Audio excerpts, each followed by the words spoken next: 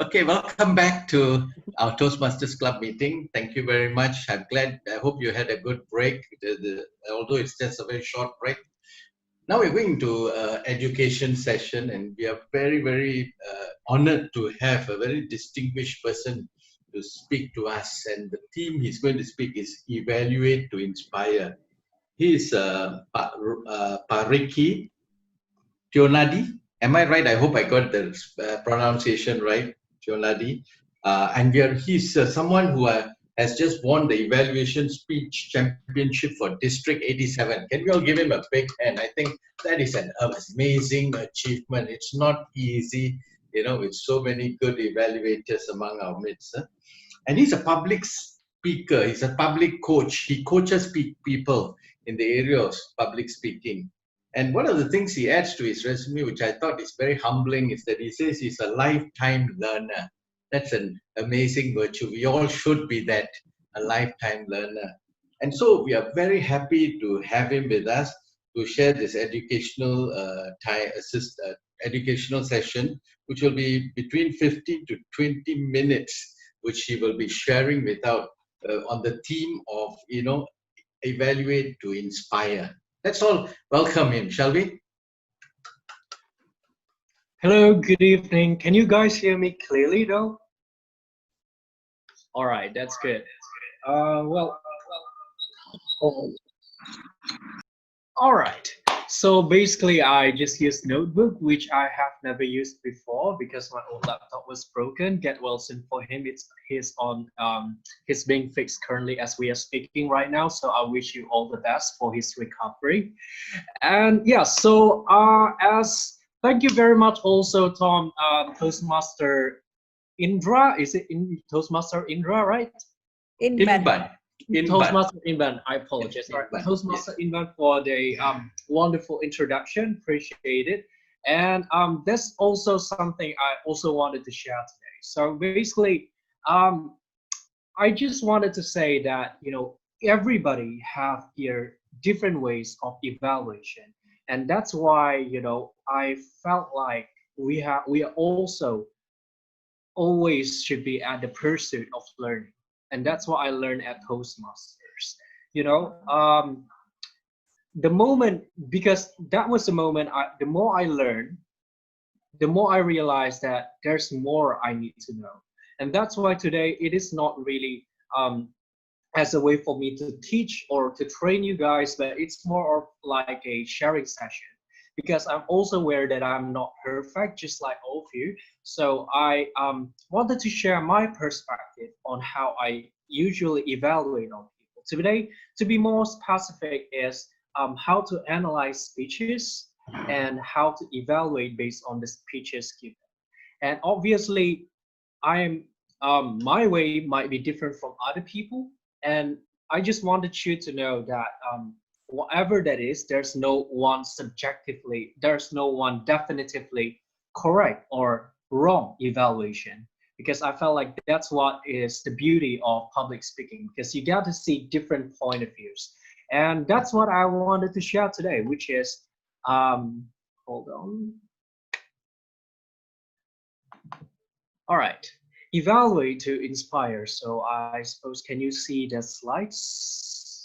Can you see the slide? I have shared the screen, right? I think yes, that's good.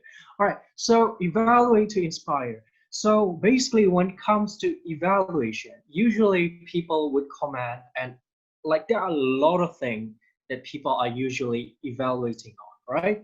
But when it comes to the main idea, it's usually being break down to these three simple ideas. That is logos, pathos, and ethos. Ethos means credibility, how credible you are as a speaker.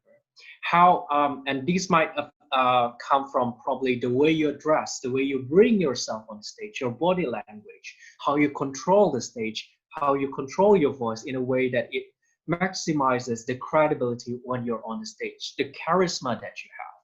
Because no matter how good you are, if people doesn't trust you, that would not really give any value to your speech. The next one is pathos.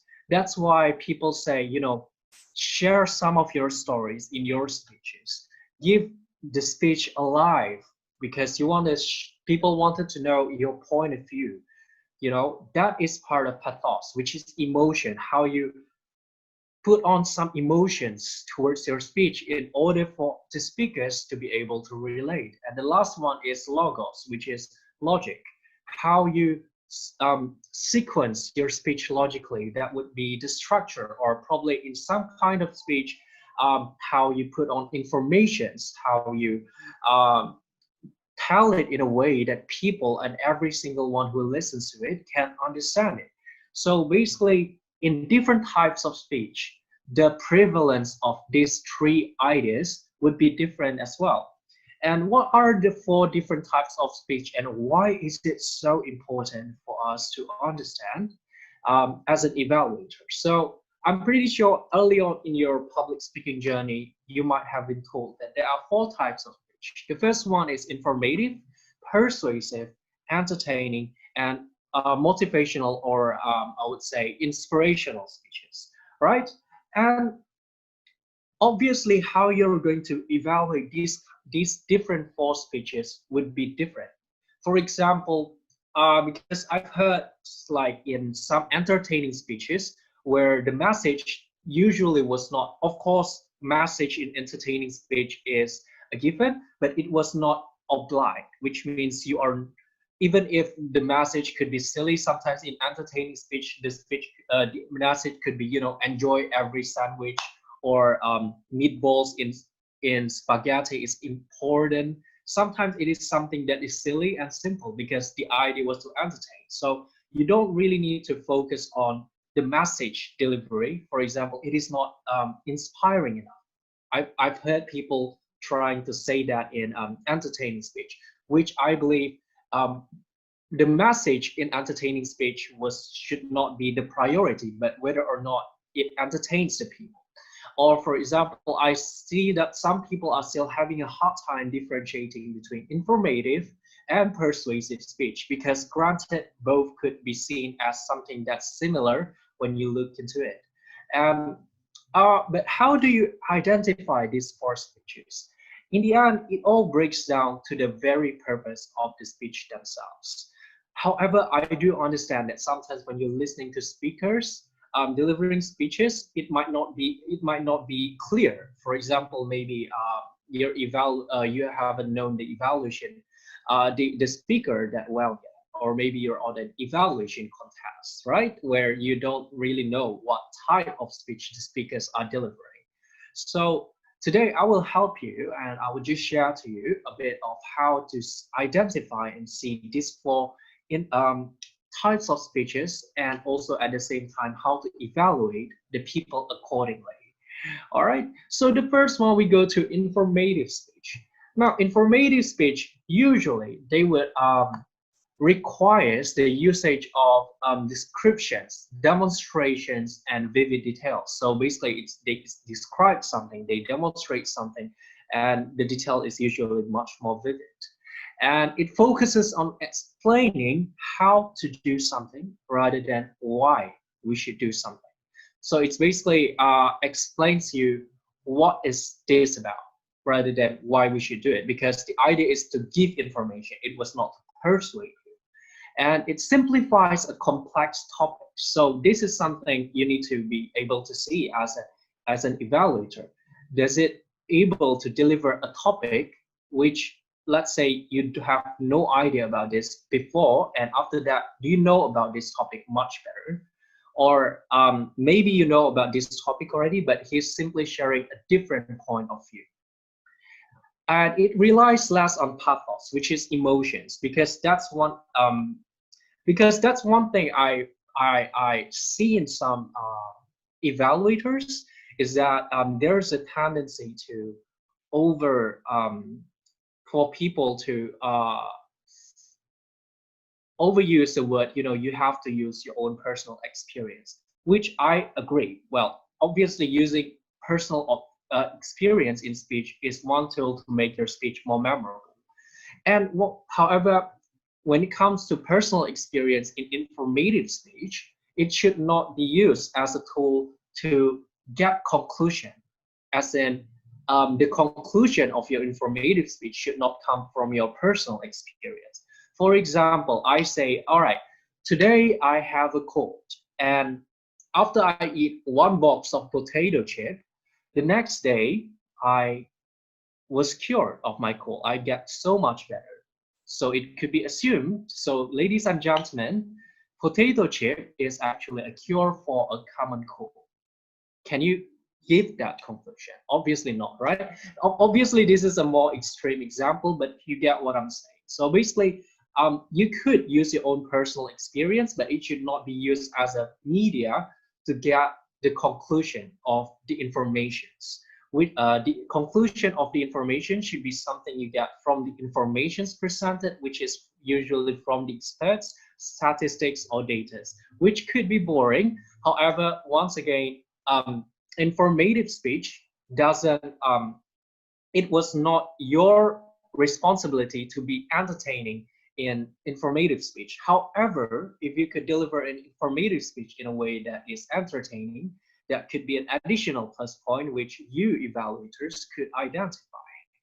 And lastly, it should be unbiased. The idea of informative speech is for you to get information, for you to share informations, so you could get different kinds of points of view and have the listeners get the information. So it should be unbiased, which goes to say informative speech should be as a media to tell you facts.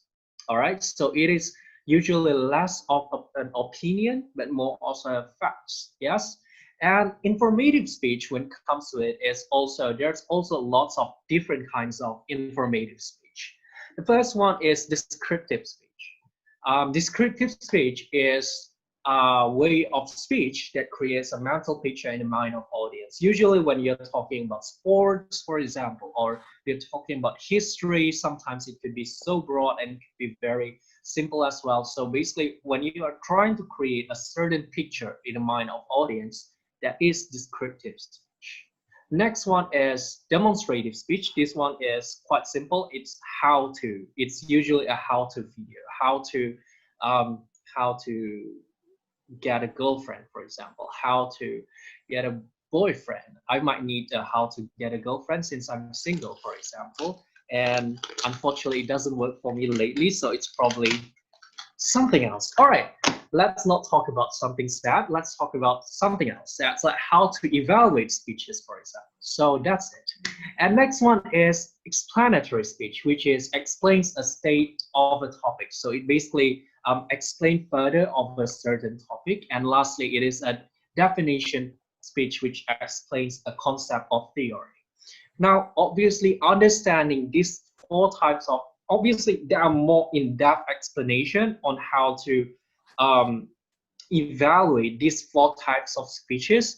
However, that would be a topic for another times of evaluation. But the main idea I want you to know was that there's four different types of informative speech, and it would be wise for you to know it before. Perhaps you could talk to the speaker before, or for you to at least try to learn how to analyze these types of informative speech, so you can give your evaluation accordingly.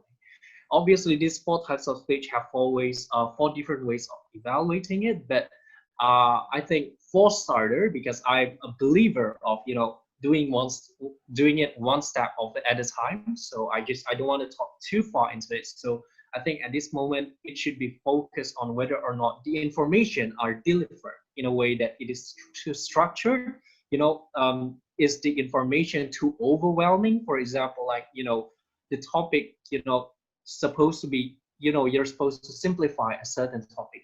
Could it are you probably overwhelming people with too much informations, or is it vivid enough? Is it explained in a way that it's easier for people to understand, and is it unbiased in the delivery of the message? And after the informative speech, we have persuasive speech.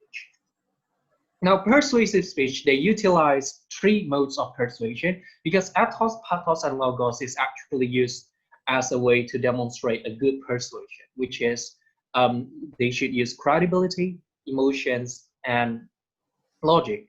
However, most experts, if you ask to choose, most experts would argue that ethos is the most important appeal in persuasive speech because basically, in order for you to get those people to believe in you, you need to have the credibility. So, in persuasive speech, it is said that the more credibility you have, the more capital you have. Credibility is the capital of persuasion. Basically, the more charisma you have, the easier it is for people to be persuaded. That's why a lot of scam artists or maybe hustlers, they tend to be someone who is very charismatic. They wear suits. They are usually very charming, and because they understand that your own credibility, how people look at them, is one huge key in order to get their success in persuading. And next is factors which affect the success, maybe their body language, audience willingness to accept their ideas, and their speech environment, and audience analysis. Now, this is one part of persuasive speech that people tend to forget when they are delivering a persuasive speech. Now, when you look at most successful persuasive speeches, they tend to have audience analysis. Now, what is audience analysis? All right, so as I've mentioned before, there are three modes of persuasion, right? Ethos, pathos, and logos. Now, pathos, which is emotion, is one thing that most people is a method of persuasion, and most of the time, most of the persuasive speech I've heard, they use their own personal stories to give in emotions to their speech, which is great, which is good. A lot of people should strive to use their own stories to make it more original, and it's easier for people to relate with their own personal story. But when they're using their personal stories, sometimes they also forgot to identify whether or not the audience understands it. Now, audience analysis is a method in persuasive speech in which you ask the audience to feel. You ask the audience to know how it felt like so when something happened. For example, let's just talk about something very simple. Let's just say you are trying to persuade parents not to tell their child that Santa Claus is fake. So rather than talking about how I experienced something, I would rather tell the audience. So, ladies and gentlemen, may I know how you feel when you first know that Santa Claus is actually fake? So in this audience analysis, you actually touch your own, your own audience's feelings, which is something which kind of reminds me because a few days ago my friend actually is an insurance agent, and he convinced me to join insurance, and he's also using this technique. So in fact, instead of saying, I do this for my mother's health, the reason I joined insurance is because of my mother's health. No, instead he asked me, Rick, do you think, how would you feel if someone you love got into like some kinds of sickness and you don't have enough money to pay for it? Would you feel sad? Obviously I would. And that is part of audience analysis, and it is usually used in persuasive speech in order to maximize the effect of the persuasiveness because it touches the emotions directly. And lastly, now this is this is a bit controversial, but yes, it should be ethical, which means sometimes persuasive speech could be unethical, and this is one thing that you as an evaluator should be able to try to identify. Is the persuasive speech biased, or is it ethical? Is it basically there are a lot of ways to understand the ethics in persuasive speech. The truthfulness, is it based on truth? Is it done with the respect for the audience? Is there any equity for the persuasive appeal? Is there any authenticity of the persuader? Is it basically you should be able to identify whether or not this persuasive speech done with the interest of the audience or the speaker, you know. And that's why my apologies, it should be types of persuasive speech. It's a typo, but basically, so there are a few types of persuasive speech. The first one is convincing speech. It is used to change mind or accepting the point of view. Actuation speech is to invite a certain action, which is, you know, don't throw trash, you know, it's the basic, let's go vote. And last is stimulation speeches, is to believe more enthusiastically in a view. Some other, one of the biggest example of this would be the existence of TLI, you know, or maybe the reason why we attend Toastmasters every day, because yes, we have passion in public speaking, but stimulation, we need stimulation in order to improve it more. There's also used in religious practices, where you're to attend church every, maybe your religious institution every now and then in order to stimulate your belief. Yeah. So this is the purpose of stimulation speeches. So these are the types of persuasive speeches. Now, the main question is, what is the difference between persuasive speech and informative? Now, this is one question I get asked a lot. And actually, the answer is quite simple. It is the purpose of the speech, which is the purpose to convince, to persuade you, or is the purpose is to give you information? So persuasive speech could at the same time have information, but persuasive speech cannot be informative. If you've got one, I mean, persuasive speech can be informative, but informative speech cannot be persuasive. Yes, you can put information in your persuasive speech, but your informative speech should not be able to persuade people, because the idea is when you, this also comes from the evaluators and the speaker's point of view. When you are delivering the speech, in the end, the message, what is the message you get from the speech? Is it a call of action? Is it a stimulation? Is it a way to change your point of view, or is it just information as a whole? And that's what you should, what you could see from persuasive speech and informative speech. Now, that is the two types of speech that's usually very complicated and people tend to get mixed for. And I hope this could get this could clear up the understandings between two parts of these speeches. And next is the third speech is entertaining speech. Now, this is where this is usually much more simple.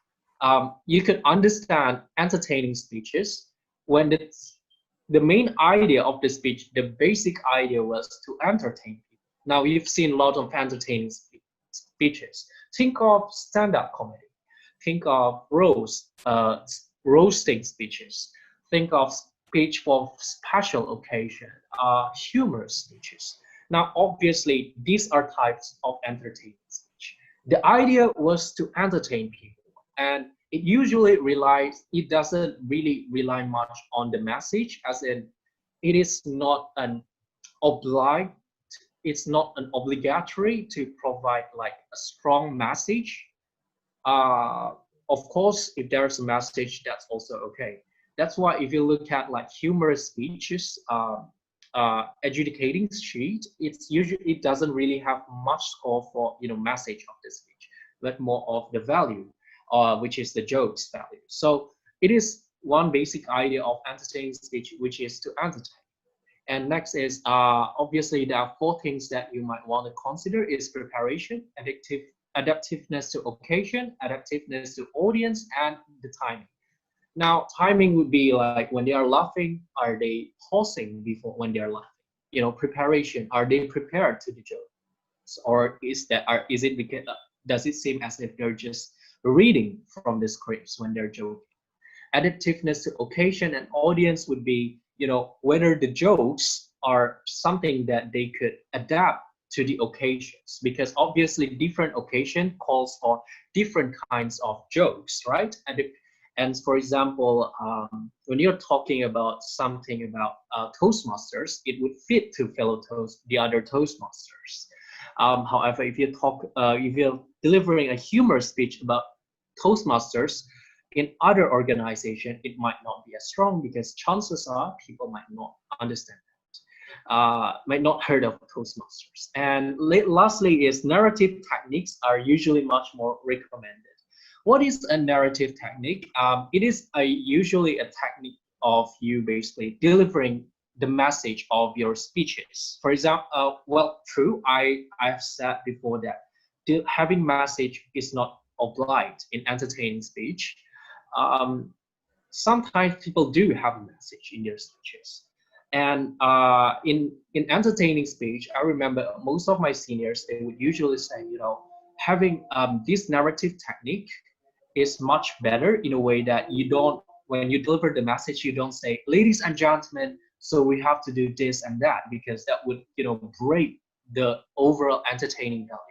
So rather than saying that, it's better if you just deliver it in a narrative way, which is, for example, when you're talking about don't throw trashes on the street, rather than saying, ladies and gentlemen, we should stop throwing trashes on the street, it's better if you say, so ladies and gentlemen, whenever I see trashes on the street, I would be reminded again of the value of why we should never ever throw trashes on the street. And I would pick the trash up and I would throw it on the trash bin.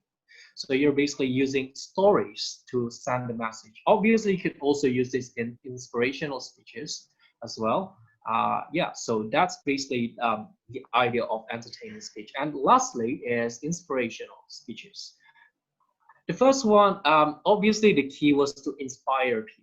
Now, this is the speeches that we heard a lot in Toastmasters.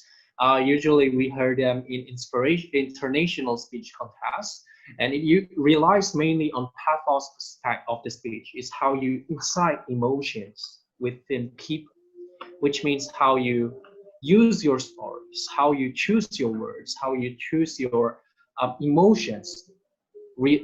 Um, it it have a lot of prevalence in whether or not your inspirational speech would work, and that's it. So it is inspirational and entertaining speeches are usually much easier to be identified. Uh, Usually, the message of inspirational speeches are much more about your own stories, how your stories could change you as a person, what the person could do to create those changes, rather than telling them what they should do. So there's a clear distinction between inspirational and at the same time persuasive speeches. And lastly, it's also the question I get asked a lot is, what is an international speech? What is an international speech? Can international speech be persuasive speech? Can international speech be informative speech? Or the main idea we heard about international speech, that the main thing that people usually assume when it comes to international speech is that it is motivation. It is an inspirational speech. That international speech should be inspiring. Well, actually, in a way, yes, that is correct. But it goes much more into it goes much more than that, because not all inspirational speech is international speech. The idea of international speech, perhaps you are a mentor and perhaps your mentee is joining an international speech. One thing you could use to identify is if, for example, is the speech a speech that could be applied to everyone. The idea of international speech is that it could be applied to everybody, regardless of age, gender, race, sexuality, country of origins, and that's the reason why it's called international speech. So, for example, if you're talking about family life in your speech, you need to make it in a way that people who doesn't have family can understand. If you're talking about life as someone with who if you're talking about, your relationship with your partner, your boyfriend or your girlfriend, you need to deliver it in a way that single people like me can understand.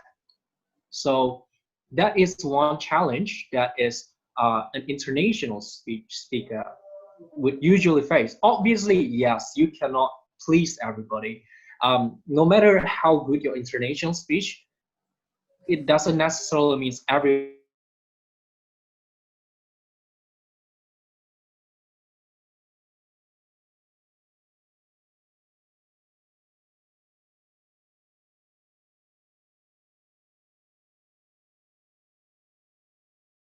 Everyone can understand it. So that is the idea of international speech. So yes, sometimes international speech could be entertaining. Obviously, since according to the judging sheet, you're supposed to deliver a message. So entertaining speech with message. Um, it could be persuasive. It could be inspirational. The basic idea was, as long as you could deliver it in a way that everyone can understand internationally, then that in itself is an international speech. And obviously, these are the four types of speech that is usually presented in your daily life as an evaluators. And how you identify these four different speeches would obviously affect how you evaluate the speakers themselves.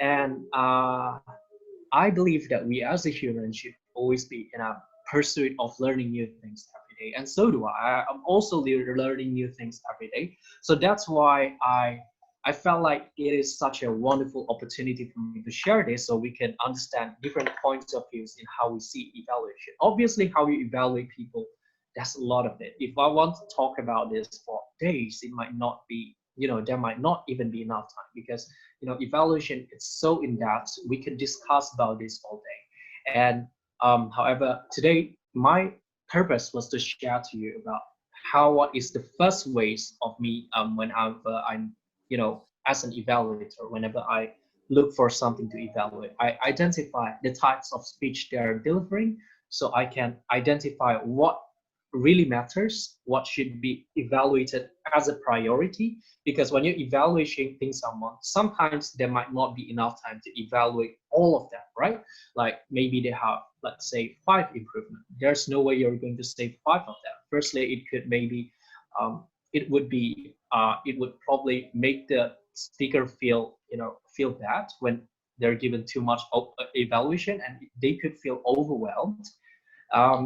At the same time, I'm a believer of doing one thing one at a time. So you don't want to give too many evaluations. So it is very imperative that you know how to prioritize which evaluation should be given first in order for them to get the most out of it.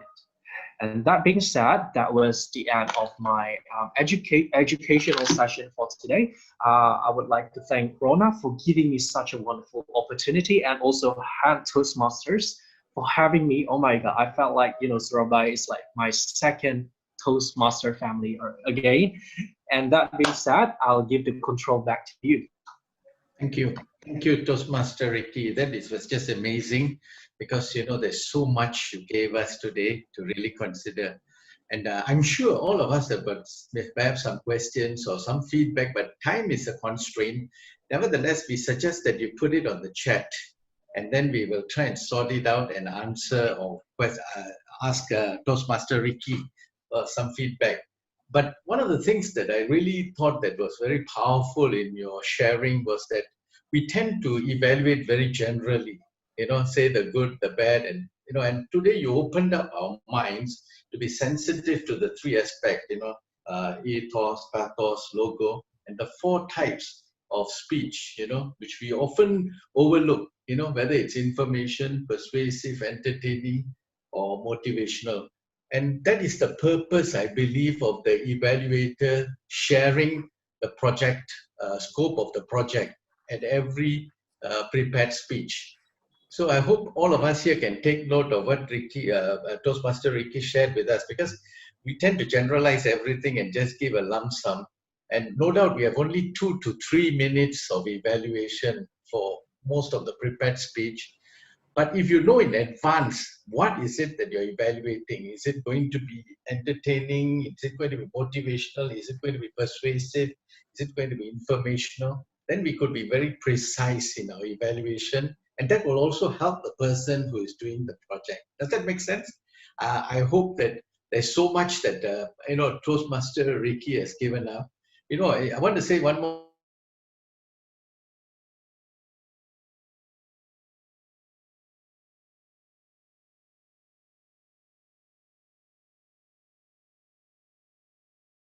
in the beginning of the speech so that you'll get 100% total attention, or keep it till the end, because in between some people got distracted. Some people were thinking, oh, wow, that's interesting. So maybe we should add that to your credential, Toastmaster Ricky. Next time when I introduce you, I said, this young man is available.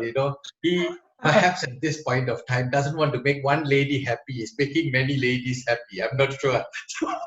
So anyway, it was a great educational session. I learned so much from you, and I think I will become more sensitive to what you're saying, because my evaluation has been very mundane, boring, and standard.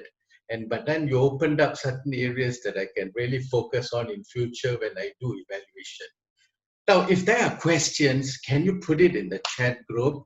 And while the evaluation is going on for the prepared speech, I think those who are doing the prepared speech, wow, you're under a lot of pressure now. No, I'm just kidding. But you have you just found out some of the expertise or how you could approach it. And I think, as Toastmaster Ricky said, not all of us got a certain style. Nobody is wrong, but at least we can start somewhere and make our evaluation count and be effective. So we're going to move on to the next section. So we have 2 questions that was given to me. If there's any other question, please give it to Amelia or give it to Toastmaster Rona. The question which Toastmaster Ricky, are you there? Yes. Okay. Yes. I'm sure you're ready, and if you could keep your answers very precise and short, so that maybe the others may want to have questions. So we hope to answer all the questions. First one is, what if a speech is too good and you do not know what to recommend? How do you find, or how do you have the instinct to recommend what is good? That was the first question. Would you like to answer that? Then I'll go to the second one, and then open up to the floor. All right, that's all right. I will answer it straight away. So basically, I read this question, and also this is also the same. There's also this same question which asks, what if the speech is too bad that you cannot find any good things of the speech? And interestingly, I just want to say that when it comes to evaluation, it is evaluation. The reason I say evaluation is part of inspiring is because when I first started my journey as a public speaking, I swear I was a terrible speaker. I remember my very first speech, I stopped speaking after a few seconds, and I just stood up there and I don't know what to say. I think I spoke for less than 10 seconds. I'm not even sure how long I was speaking, but I thought that I blew this up. Like I thought that, I don't have any more, goodness in my speech. Now, if you're my evaluator and you just hear someone speaking for less than 10 seconds, how would you evaluate them? That's my question. Now, try to think it carefully. Now, my evaluator, my mentor, he comes to me and he said, Ricky, I just felt like you just break through one of the boundaries that set you up from your fear of public speaking. That is very courageous from you, and I really applaud you for that. That single sentence, he might not really realize it, but that single sentence is what keeps me going. It's what keeps me going as a speaker. True, sometimes as a speaker, maybe sometimes as an evaluator, it is a given that you try to evaluate more than what they have presented, but see through more to what they have as an individual. Because after all, evaluation means that you're like their mentor. And in Toastmasters, we understand the importance of mentor. Mentor isn't just simply someone who teaches you something. Isn't simply someone who asks you to do something, but it is more as a friend, as a family, as a motivator, as someone who lifts them out. So my suggestion, if you cannot find what's good, then, well, basically try to motivate them. Tell them that that's all right to be wrong, that it is not their mistake, and motivate them to keep on going. And tell them one at a time what they could improve as. For example, maybe they could, if let's just say you're just like me, they have problems with public speaking, confidence. They have a hard time speaking because every time they come in front, they speak for less than 10 seconds. Just just tell them to practice more and also to always up for any opportunities of public speaking. And that's it. If you cannot find any good things, but what if you cannot find any bad things? Like all of them are good. Well, the idea was, well, just be honest with it, because as an evaluator, you're also human. Maybe that your speech is too good, then there's nothing wrong with just coming and say that I really love your speech and I cannot find what's wrong with it. Just be honest with it, and obviously, again, as an evaluator, I'm always on the pursuit of learning. Even after my evaluation contest, I learned something new. Even before my evaluation contest, I still learned lots of new things before my contest. And after that, even until today, I learn new stuff. And I would not say that I was the most knowledgeable person when it comes to evaluation. And I do have those problems sometimes. But the key is, if you've given your all into evaluating them and you cannot find what's wrong with it, there's nothing wrong with admitting it. I hope that really answers the question. But obviously, always on the pursuit to learn, learning something new. I hope that answers the question. Thank you. Thank you, Toastmaster Ricky. Yeah, don't fake it, all right? As he says, be honest, say it as it is. Most importantly, speak it from your heart. And because the whole idea of evaluation is not to tear down, but to be constructive, both positive and negative, to build up the speaker so that they can come back stronger.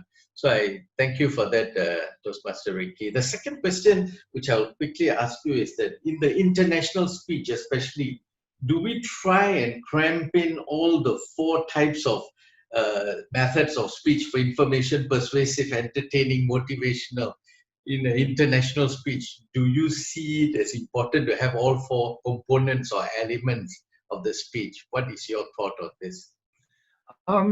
The answer to this is quite tricky. The answer is, well, sometimes yes, sometimes no. Because obviously, when it comes to international speech, here's some neat trick that people usually use, and I learned this from Danajaya, because basically when you are delivering a speech, you look at the key points at the score sheets, right? There's a scores that they're trying to analyze. So you deliver basically you just create your speech based on the scores, because no matter how good, let's say you have the best body language, but the score for body language is only, I think, if I'm not mistaken, it was 10 or 15. So no matter how good your body language is, you only get 15. No matter how good your vocal is, you only get, let's say, 10 maybe. Or no matter how good your English is, it's only going to give you 10 score. So the key to winning an international speech, I cannot believe I said this, but also identify the scores and deliver your speech based on the score sheets. And that is one, let's say, cheat sheets of delivering a great international speech. But when it comes to what kind of speeches we should, have in our speech, it doesn't necessarily need to be combined. In fact, it would be it should be it should be just one type of speech, because I felt like it would be much better if you could just use one format and focus on it, and work with it till the end based on the scoring criteria. The highest score of international speech is the content, which is, if I'm not mistaken, is it 40 or 60? But basically your content is the majority of your score. So if you have the content neatly packaged, you get 60 on your hand already. So, when it came to international speech, the idea was, as long as everyone can understand it, there's no one fixed way of international speech. As long as everyone can understand it, everyone can get your message, regardless of your identity as a person, then you have the international speech already. Thank you very much. Yes, 55%. Thank you, Natalie. Yeah. Appreciate that.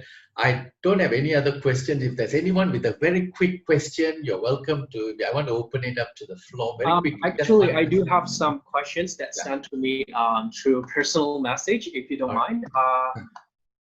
Actually, I get some questions. The first one is it's from Toastmasters Rona, if I'm not mistaken. Wait, let me check this out of it. Yes. So basically, she's asking about what sources is the best source of getting informations to do evaluations. And honestly, there is no single source, if that makes sense. Um, as I've said, we should always be in the pursuit of learning. That's why I always like to join in different club speeches. Even after years in Toastmasters, I always still come and listen to every single speeches. It's because you could learn a lot from seeing different types of people. You could learn a lot by reading. You could learn a lot by, watching lots of movies, watching lots of speakers, and there's no shortcut to it. There's no one definitive source. One source you could look for was obviously Toastmasters International manuals, because most of my informations I posted just now, it comes from Toastmasters International's manuals, really, and I just simplify it in order for you to understand. But the basic idea was the more you read, the better it is, the higher chances it is for you to understand and having different types of analysis of speeches. So yes. Yes. Thank you very much. We've run out of time, but there's still one more question. Toastmaster Ronald, can we have one or two more questions? Okay, because this person has asked, and it looked like quite an interesting question. He says, what do you do when you're making a speech and there are hecklers, people who intimidate you from the crowd? How do you handle this? Although it is slightly different from the evaluation. When you are an evaluator, seeing this person, poor guy, sweating blood because he's being heckled and he's been intimidated, will your evaluation change? Maybe you'll be a bit more compassionate, a bit more generous. What would you do? Yes. Okay. So firstly, I just wanted to stress that hecklers are people, all right, and what they think, their actions, is something that is most likely out of your control. So first thing first is for you to understand that this was not your mistake. All right. So the basic the if let's just say, because hecklers comes in a lot of forms. Sometimes they come out of pure intention. Maybe they just want to ask questions, like they keep on saying, hey, well, what about this? What about that? And the simple idea is you just tell them, well, I would answer at the end of the meeting if you'd appreciate, if you'd let me just move on with my speech. But sometimes hecklers, there are some hecklers that are pure, full-blown jerks, right? My key idea was to stay quiet and just look at them until they get quiet. And if they can't get the idea, then I would have, usually it is the initiative from one of the committee, usually the SAA, to escort that person nicely out of the building. And because you are the speaker, and remember that stage time is a privilege. So rock that with confidence. Don't let other people ruin it for you. And yeah, so just remember that it is not your mistake. Some people are just there to ruin your day. Some people are just there. They like to tear people down to build themselves up, and don't get too work out on that. And I believe that a lot of speakers here could attest to it. If you've been a senior for, you've built lots of people long enough, you realize. And I know it's not easy. Yes, it's not easy. It is not easy to get used to it. It could be a bit degrading sometimes. However, I just want you to remember the reason you're on the stage. There's a reason you're there on the stage, because people believe in you, right? People wanted you to deliver it. So always come with that kinds of mindset. So, and I believe with that kind of mindset, no matter how people comes to you, you would not get hurt. Yeah. Yes. And I think a good coordination with the SAA. Like if people are bothering, please have them escorted off. Thank you so much, Toastmaster Ricky. We have run out of time, and I'm going to pass it on to the general evaluator. But before you go, one of the things that I felt very much listening to speakers is always learn to be yourself. a lot of times we tend to imitate people. We look at the television screens and great public speaker, and some people try to speak like some professionals. But I think the importance of being yourself is very important. And I want to encourage that. And all of you spoke very well today, very fluently. And I want to, especially on behalf of Hand Toastmaster, thank Toastmaster Ricky, for this tremendous educational session. You have really brought a lot to the table, and there's a lot of us have to do a lot of intentional reflection how we can actually implement it. It's one thing to listen, how do we take this and implement it and apply it? And finally, I just want to say that Toastmaster Club is a very deliberate kind of a purpose when it comes to prepared speech. It actually gives you the discipline. That is why we have this evaluators to read the purpose and the scope, so that actually you should be able to evaluate the person as he has shared, the 4 areas, and with the 3 aspects of, pathos, ethos, and logos. All these things are very valuable and helpful in evaluating. So I want to say that Toastmaster Club itself has put these things together for us with a purpose and intention. And so let's maximize it and use it at the same time, improve, and let's knock this world off its axis by really giving great speech. Okay? Well done. I'm going to hand over the time to the general evaluator. Thank you, Toastmaster Ricky. Let's all give him a big hand, all right? Let's do that.